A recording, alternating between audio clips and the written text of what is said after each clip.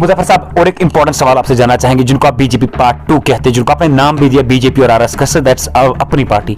Recently अगर बात करें, लगातार नजर आ रहा है, मतलब वो कह सकते हैं कि दर्जनों की तादाद में लोग उसमें शमूलियत कर रहे हैं, ज्वाइनिंग हो रही है, डीडीसी कैंडिडेट्स उसमें ज्वाइन हुए। इवन सोर्सेज के मुताबिक नेशनल कॉन्फ्रेंस के जीते हुए कैंडिडेट्स भी कोशिश कर रहे हैं उसमें जाने की। तो इस पे आपका क्या कहना है? वो हमारे वो भी कश्मीर के ये लोग हैं, अजीज हैं। कल तक वही ओथ उठा रहे थे 370 के माध्यम से। आज वो कह रहे हैं जी 370 देखेंगे, अगर सुप्रीम कोर्ट देगा तो देगा। आप उन लोगों की बात कर रहे हैं, उनको मैं बुरा ना माने, वो मैं उनको बाज़ाब्ता तौर उनको वो यहाँ पे बीजेपी की बी टीम नहीं है, वो बाज़ाब्ता तौर बीजेपी है यहाँ।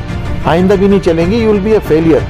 हो सकता है एक आध साल के लिए देख रहे हैं, नई दुल्हन आई है, ज़रा इसका चेहरा देखें कैसा खूबसूरत है। नहीं है, लोग जो शामिल होते हैं वो देखते हैं यहाँ शायद कोई मुराद मिलेगा, कोई इनको काम मिलेगा, कोई इनको जॉब्स मिलेंगी।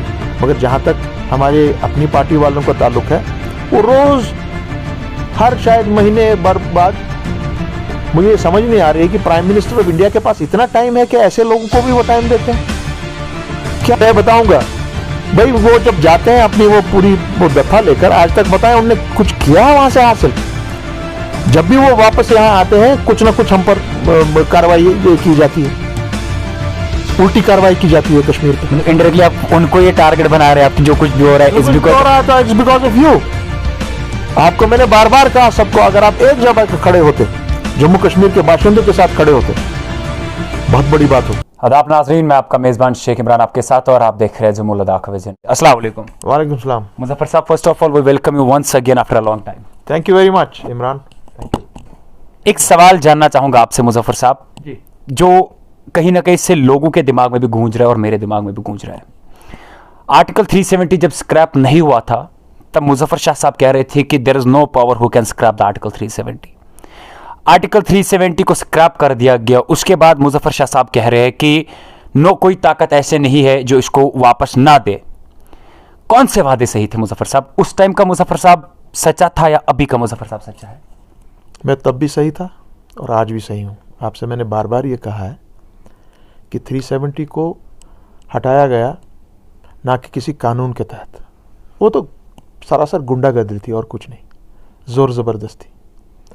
नहीं तो टेक्निकली, कॉन्स्टिट्यूशनली, लीगली उसको आप हाथ नहीं लगा सकते। और आज भी वो हमारी जो ये केस है 370 का, that is in front of the consideration of the honourable supreme court of India. अभी उस पर कोई फैसला नहीं आया है।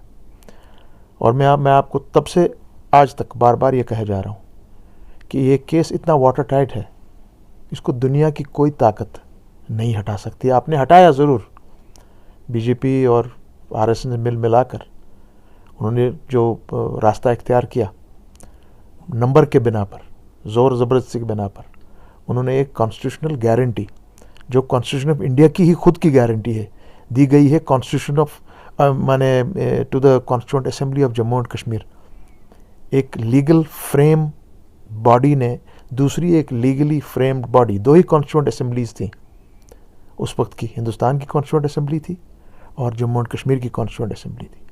उसका फैसला फिर पार्लियामेंट ने, हिंदुस्तान की पार्लियामेंट ने उसको ओके करके, और यहाँ पर 370 के जब उस पर डिस्कशन करके 370 सामने आया और रिलेशनशिप बन गई between the union and the Jammu and Kashmir state, तो उसको आपने 70 साल के बाद अपने ही कॉन्स्टिट्यूशन को आपने खुद ही अपने हाथों से तार दिया।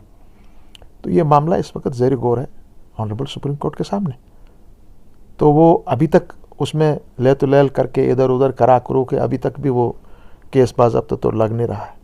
उसमें हार्डली कुछ एक या दो पेशियाँ हुई हैं। चलिए सामने आइए, हम भी वहाँ खड़े हैं, सब लोग खड़े हैं, देखते हैं क्या होता है। मुजफ्फर साहब, अपोजिट में जिसका सबसे बड़ा हाथ रहा सेंटर में इस आर्टिकल 370 को स्क्रैप कराने में, दैट्स बीजेपी। उनका कहना है कि 370 जो है, इसे 370 मीटर नीचे दफनाया गया, ये कभी वापस नहीं आने वाला। आप कह रहे हैं कि वाटर टाइट केस है, सामने आ जाए, पेशी लगेगी, प्रूव हो जाएगा। लोग अभी किस वे में जी रहे आपके हिसाब से? BJP is not India. ये बीजेपी ने किया और बीजेपी राष्ट्रीय सेवक संघ आरएसएस का एक पॉलिटिकल विंग है। हमारी उनके साथ सदियों पुराना उनके साथ बैर है, 1947 से लेकर। तो वो इस वक्त हिंदुस्तान को चला रहे हैं, मगर उसका मतलब नहीं है कि हिंदुस्तान ने 370 को रिजेक्ट किया है। कर नहीं सकते आप, एक कॉन्स्टिट्यूशनल गारंटी है भाई, कैसे करोगे? It's not possible. ऐसा होता तो फिर आज तक फैसला हो गया होता सुप्रीम कोर्ट का, क्यों नहीं कर रहे हैं?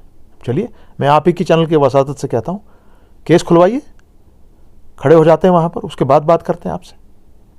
मुजफ्फर साहब, रिसेंटली की अगर देखें, पीएचडी का मकसद था, आपके हिसाब से आप लोगों के बयानात, बहुत सारे स्टेटमेंट्स दिए आप लोगों ने, People's Alliance for Gupkar Declaration इस चीज़ के लिए बनी है कि अपने आइन को बचाए।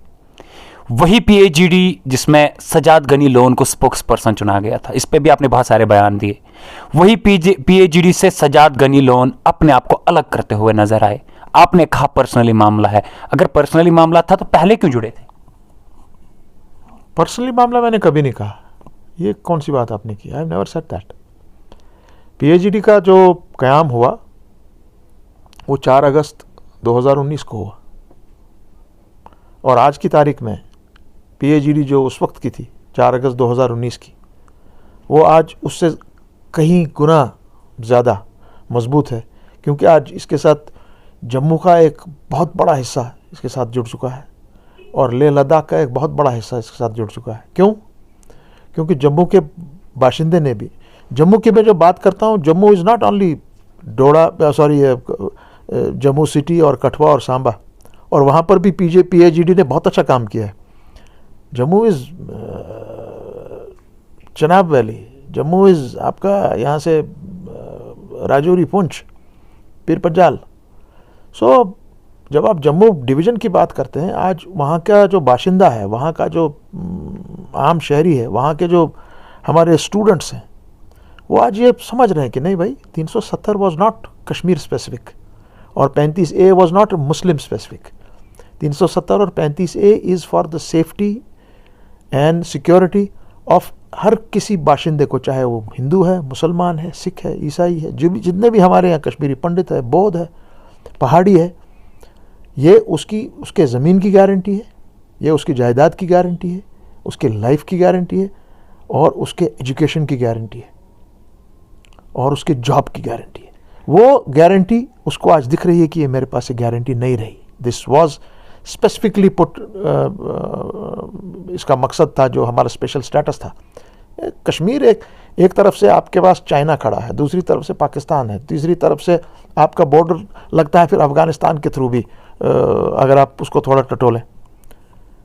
सो इन सब को लेकर तब जो उस ज़माने के लोग थे, महात्मा गांधी से लेकर पंडित जवाहरलाल नेहरू तक, आपके सरदार पटेल तक, लॉर्ड माउंटबेटन तक, महाराजा खुद, शेर कश्मीर, उनकी पूरी team, you mean to tell me कि आज के लोग उनसे ज़्यादा दिमागदार हैं, जिन्होंने इंडिपेंडेंस ली ब्रिटिश से फॉर द कंट्री, और उन्होंने खुसूसी दर्जा रखा जम्मू कश्मीर का। There was a reason behind it. Muzaffar साहब, यहाँ पे मैं रोकना चाहूँगा, सवाल मेरा था सजाद गनी लोन को लेके। पीएचडी के स्पोक्स पर्सन थे वो अलग हुए, बहाना दिया गया कहीं ना कहीं से डीडीसी इलेक्शंस को लेके, कहीं ना कहीं से बात चली, उसी चीज को लेके तनकीद की गई। अपोजिट पार्टीज ने ये कहना स्टार्ट कर दिया, बहुत सारे स्टेटमेंट्स आए कि अब जाके धीरे धीरे करके जो टेम्पोररी पीएचडी थी वो एक्सपोज होने लगी, इसकी वजह से लोग इससे अलग हो रहे।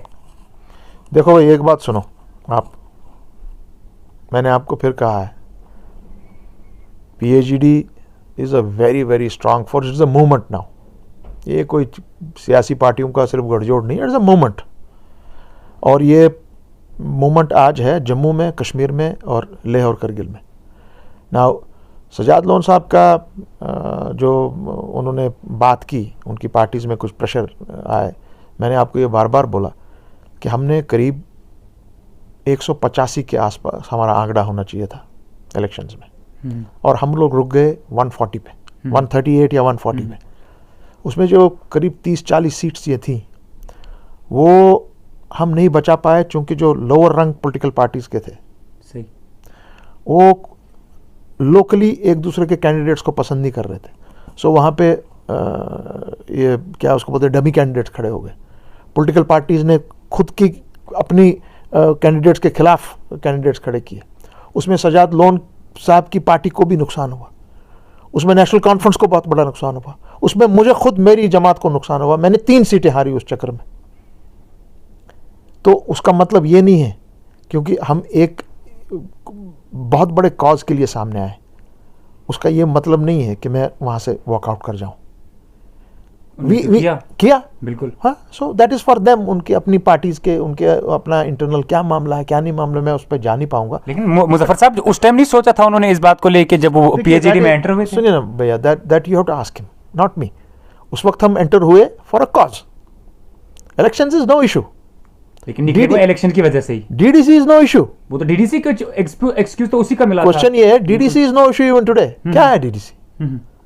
उस वक्त क्योंकि फैसला लिया गया कि भाई अगर हम इलेक्शन में सामने नहीं आते हैं, एक तो पब्लिक की पार्टिसिपेशन शायद नहीं होगी उतनी, नंबर 2 जो कोशिश कर रहा है बीजेपी और आरएसएस कि हम इनको बाहर रखें, ठीक, यहाँ की मेन सियासी जमातों को, और हम ग्रास रूट पे हाथ मारें, मगर उसके अलावा भी बहुत बड़ा एक मामला था, वो ये था कि अगर हम इलेक्शंस में जीतते हैं, ये लोग बाहर रहते हैं, तब वो पूरी दुनिया में कह सकते हैं कि जम्मू कश्मीर के बाशिंदे ने, बिलखुसूस कश्मीर के बाशिंदे ने 370 को बुला डाला है, और उसने जो कार्रवाई 5 अगस्त 2019 को बीजेपी और आरएसएस की तरफ से हुई, इलीगल, अनकॉन्स्टिट्यूशनल, अनडेमोक्रेटिक जो कार्रवाई हुई, उस पर जम्मू कश्मीर के बाशिंदे ने अपनी मोहर मुस्बत कर दी कि ये ओके था मेरे लिए, उसलिए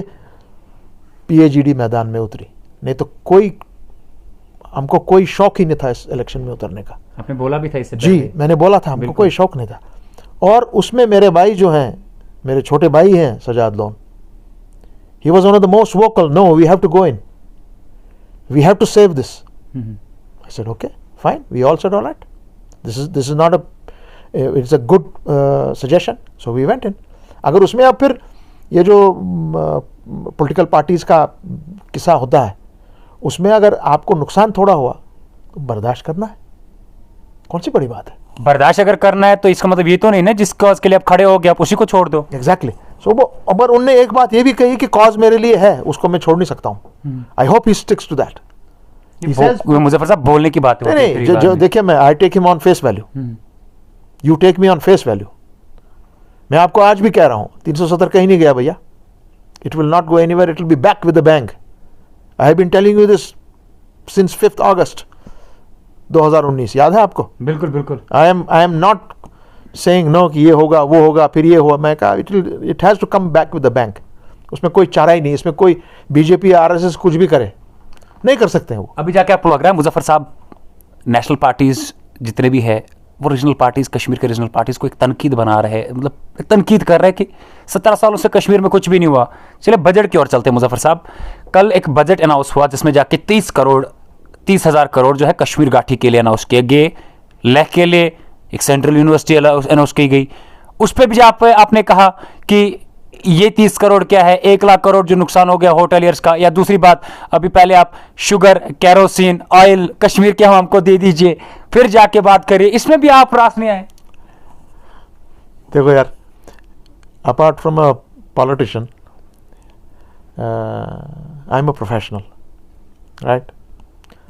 मसला ये है, आपने बात की बजट की, उसके पहले आपने बात की थी, खैर अपने उसको आपने ज़्यादा फिर इम्पोर्टेंस नहीं दी। नहीं देनी है, इस चीज़ के लिए मैंने जॉइंटली क्वेश्चन किया ताकि मैं ज़्यादा वक्त ना लूँ। बताऊँ कि जी यहाँ पे डेवलपमेंट नहीं हुई, जो बीजेपी और इनने आरएसएस के जो उनने इलेक्शन कैंपेन यहाँ चलाया कि 70 साल से यहाँ कुछ भी नहीं हुआ। मैं उनको इतना बता दूँ, इतना कुछ ना होने के बावजूद भी Jammu Kashmir is a much better developed state than most of the states in the country.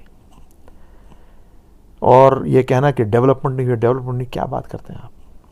मैंने आपको भी बार बार बोला है, यहाँ पे भैया इतनी गुर्बत के बावजूद भी, मुसीबत के बावजूद भी, जैसे आपने कहा केरोसिन नहीं, तेल नहीं, बिजली नहीं, पानी नहीं। मैं नहीं बोल रहा हूँ, ये आप बोल रहे हैं। क्यों नहीं है क्या? बिल्कुल। क्या आपके स्टेटमेंट के थ्रू आया है? आपके यहाँ पानी है? नहीं बिल्कुल, अभी तो it's because of due to the weather. So बिल्कुल ये सब चीजें हैं यहाँ।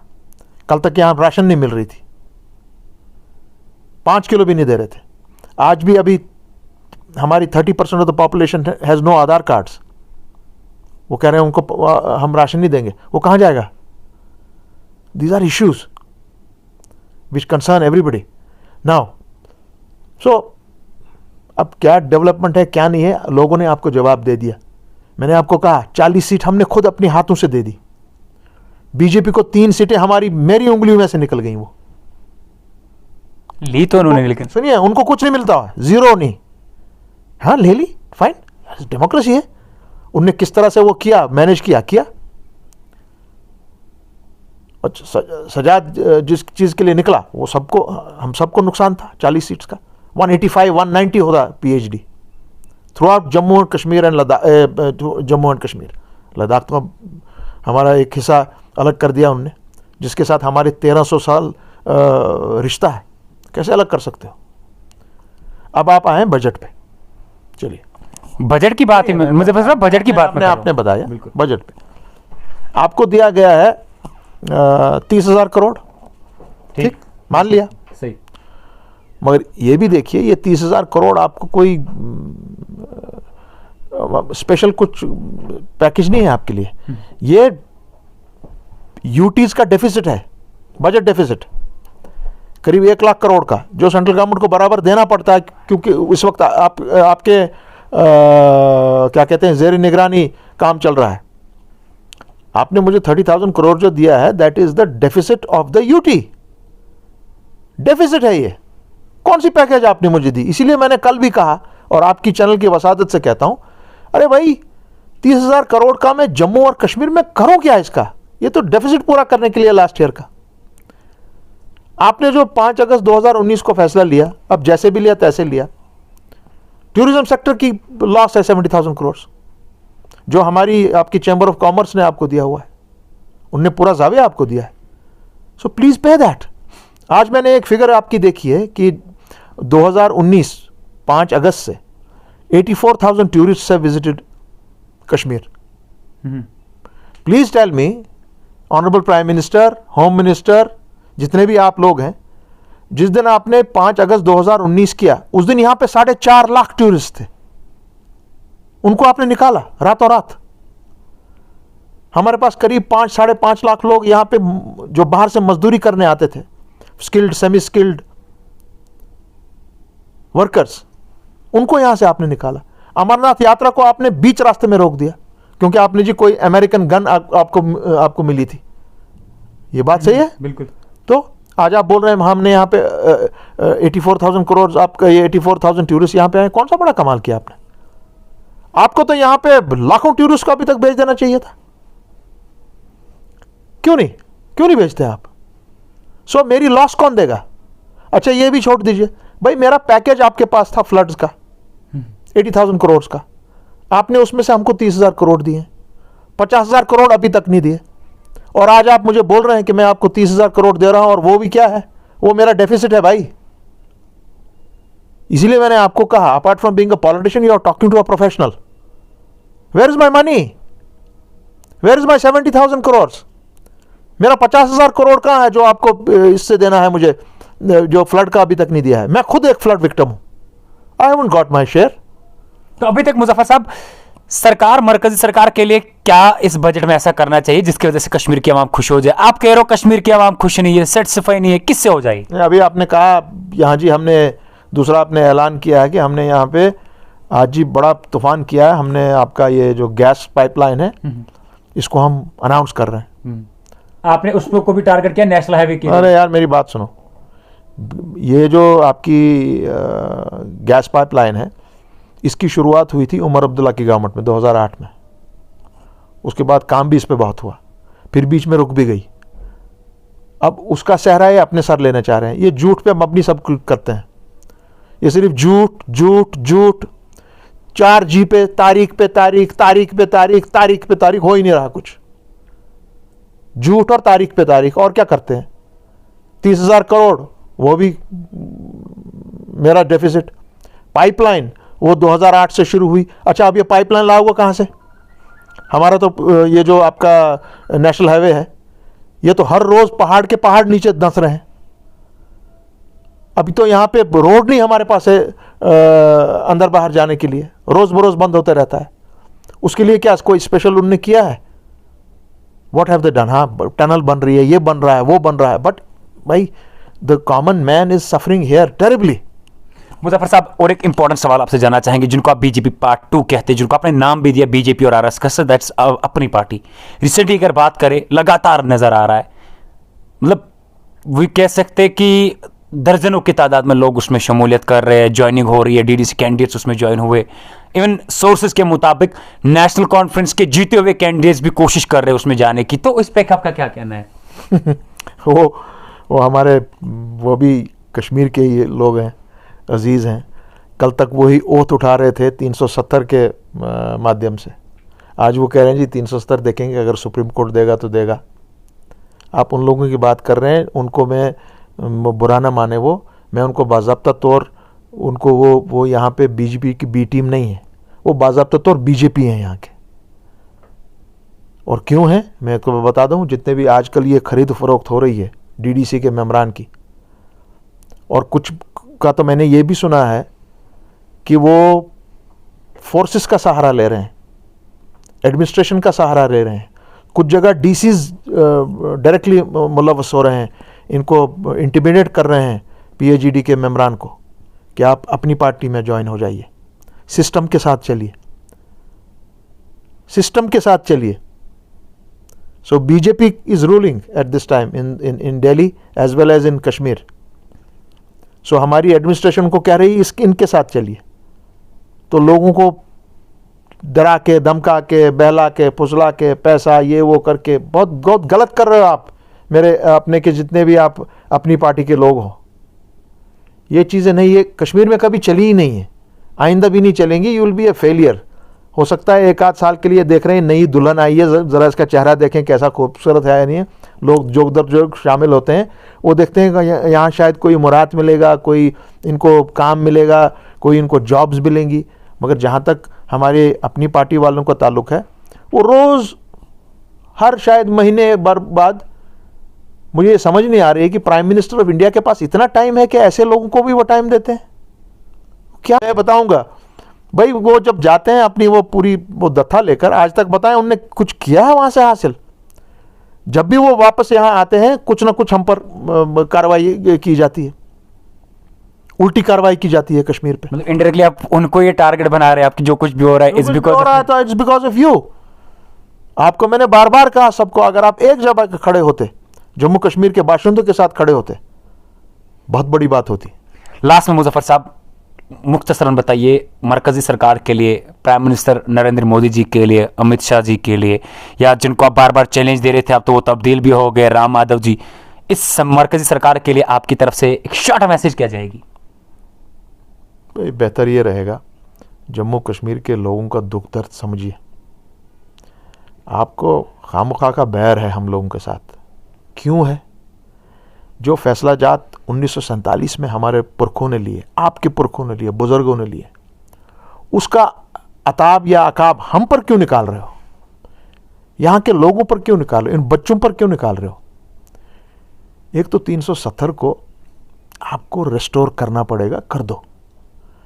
4G हमारे बच्चों को देना है, दे दो। यहां पे जॉब्स की क्रिएशन कराओ भाई। इंफ्रास्ट्रक्चर आप कर रहे हो पूरे, आजकल का आपका budget was focused on infrastructure. What about the infrastructure of Jammu and Kashmir? Where is my infrastructure? Where are my projects? Where is my tourism?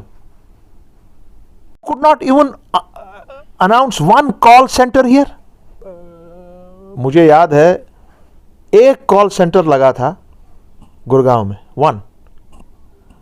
उस कॉल सेंटर के चलते गुड़गांव आज एक प्रोफेशनलिज्म हब है, बिल्कुल प्रोफेशनल आईटी हब है वर्ल्ड का। बिल्कुल। कश्मीर आबो हवा के हिसाब से भी यहाँ पे आप कर सकते थे सॉफ्टवेयर हार्डवेयर डेवलपमेंट, आप कॉल सेंटर्स लगा सकते थे यहाँ पर। क्यों नहीं लगाते हैं कॉल सेंटर यहाँ पे विप्रो वाला? क्यों नहीं लगाता है टीसीएस वाले, टाटास? Why not? एक दो कॉल सेंटर लगाइए, जम्मू कश्मीर की तकदीर बदल जाएगी। बहुत बहुत शुक्रिया। ये हमारे साथ मौजूद थे NC vice president mister Muzaffar Shah साहब, जिनसे हमने गुफ्तगू करी बजट को लेके, पहले चेहरे को लेके, आज के चेहरे को लेके कि मुजफ्फर साहब कहाँ पे सही थे, या रिसेंटली जो अनाउंसमेंट्स हुई है उन सब चीज़ों को लेके। उम्मीद है कि ये हर एक सवाल के जवाब दे पाए। मुजफ्फर साहब, इतने बिजी शेड्यूल में अपना वक्त देने के लिए आपका शुक्रिया बहुत बहुत इमरान।